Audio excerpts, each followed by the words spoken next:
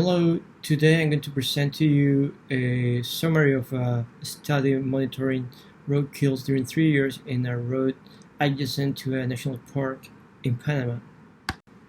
Although roadkill monitoring can provide important information about spatial and temporal trends on roadkill events, surprisingly, for many countries in the world, such type of data is not available, mostly because no one is working in this field, road ecology.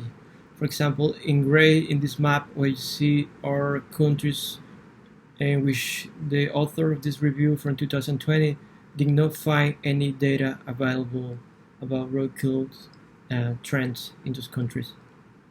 And this lack of roadkill data is also typical to Central America, with perhaps the exception of a few studies from Costa Rica in which roadkill trends were actually investigated.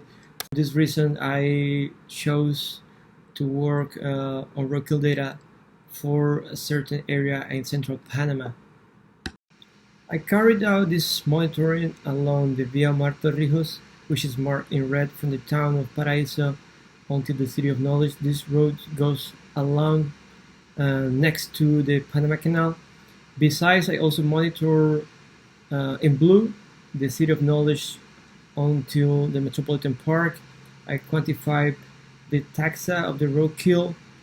Moreover, I evaluated whether the monthly temperature and precipitation influence the frequencies of the roadkill events. By using a spatial analysis, I found a hotspot of roadkills around the kilometer 4 between A1 and A2, which is a curved section of the road, which is also surrounded by water in both sides.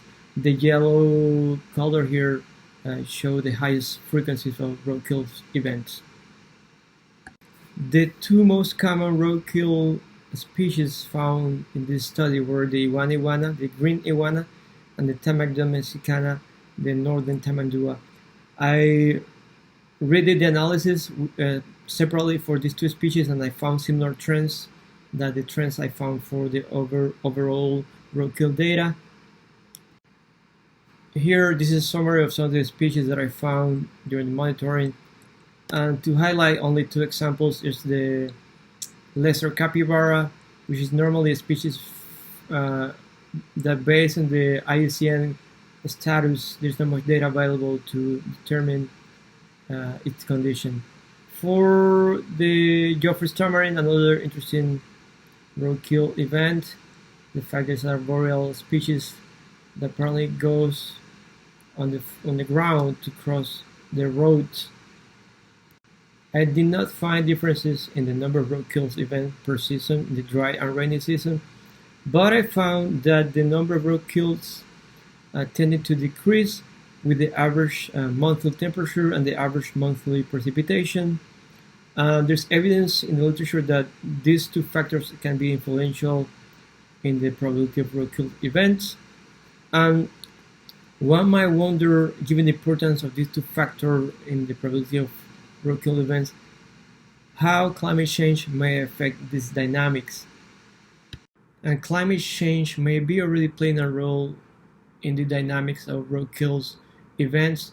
For example, in this study in Italy, the author found for the Mediterranean snakes that there was a shift in the peaks of monthly pattern of roadkills, and they suggested that it could be related to changes in the mating season due to global warming.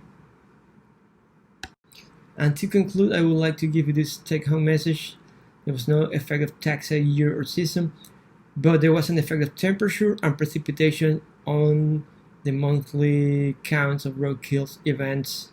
So this leaves the door open for future research on the effect of global warming on the dynamics of roadkill probabilities, something that should be studied both in the tropics and temperate zones.